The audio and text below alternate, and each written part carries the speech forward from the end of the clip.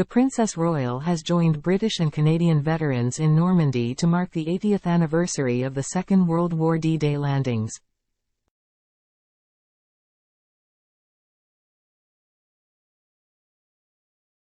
Princess Anne, 73, in her role as Colonel-in-Chief of the Royal Regina Rifles, a Canadian military unit, hailed the loyalty, bravery and duty of the regiment as she unveiled a statue to honour them.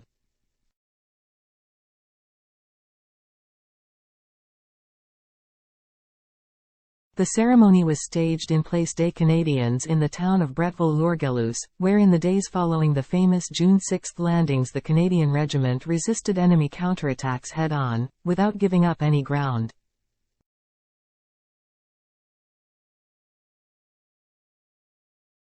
In the tiny square, the King's sister told the gathered guests, "How fitting it is on this 80th anniversary of the landing and the commencement of the battle for Normandy, that this statue has been unveiled in honor of the Regina Rifles who sacrificed so much for the cause of liberty and freedom."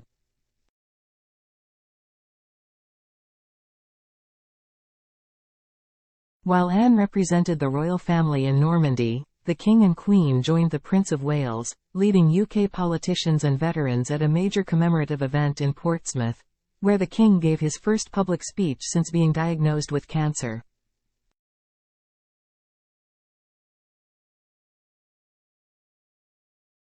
Nicknamed the Johns, the Royal Regina Rifles was one of the first infantry regiments to storm Juno Beach 80 years ago with other Canadian forces.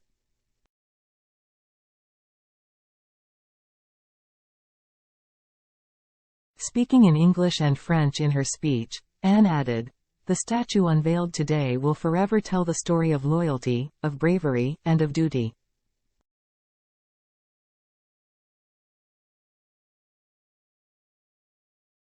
I also hope it will remind future generations to never forget the sacrifice and determination of the Regina Rifles."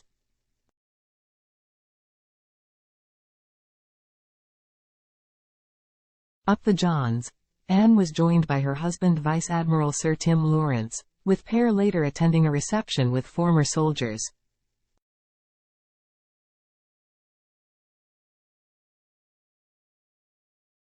They joined Normandy veterans and French representatives at a Royal British Legion service of commemoration at Bayeux War Cemetery, where the princess placed a wreath at the Cross of Sacrifice.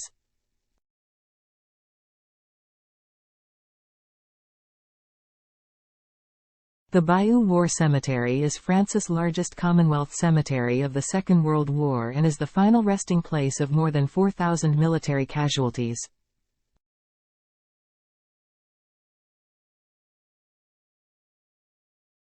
The site is run by the Commonwealth War Graves Commission, an organization the Princess supports as president.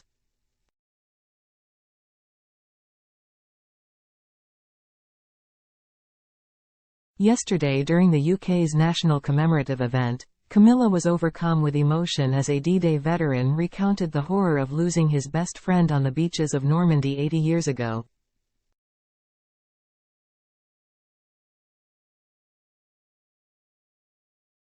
Tears welled up in the Queen's eyes as former Royal Navy serviceman Eric Bateman recalled his experience on Utah Beach, while King Charles also appeared visibly moved.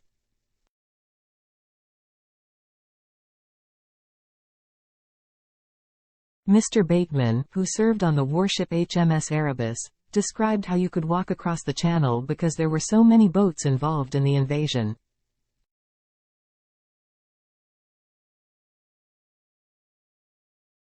Paying tribute to his fallen comrades, he said, "So many men and women, including my dear friend Fred, joined up with me but unfortunately never made it."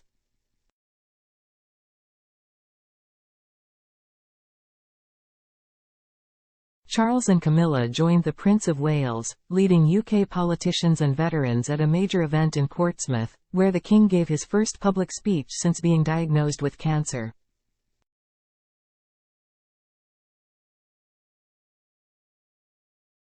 He told the crowd, "The stories of courage, resilience and solidarity we have heard today and throughout our lives cannot fail to move us, to inspire us and to remind us of what we owe to that great wartime generation."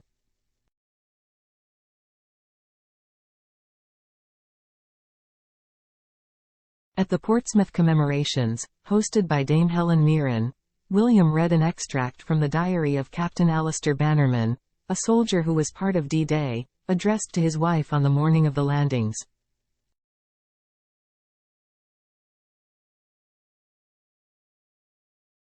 Tonight, as the sun sets, the Commonwealth War Graves Commission's Bayou War Cemetery will light up in honor of those who fought on the beaches.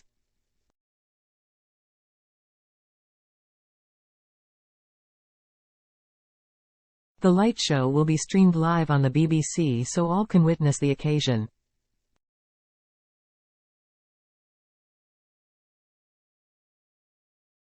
On Thursday, the 80th anniversary of D-Day, commemorations will begin in Normandy at 7:25 a.m., the same time the beach invasion began in 1944.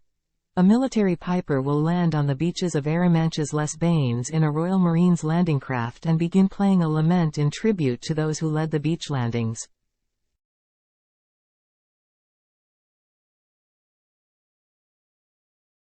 The official British commemoration for the 80th anniversary of D-Day will take place at the British Normandy Memorial at Vire-sur-Mer, where the King will join French President Emmanuel Macron and Mr. Sunak.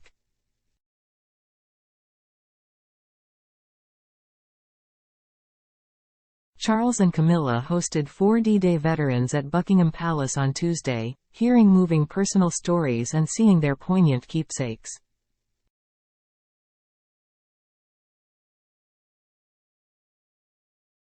Football boots carried on the straps of a military backpack, dog tags still bearing blood, and photos of a much-cherished wife were among the mementos shared with Charles and Camilla.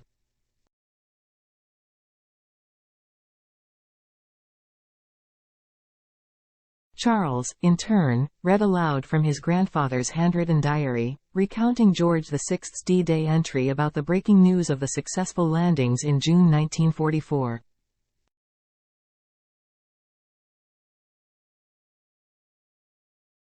The special meeting was filmed and will be broadcast as part of BBC One's D-Day 80, tribute to the fallen on June 5.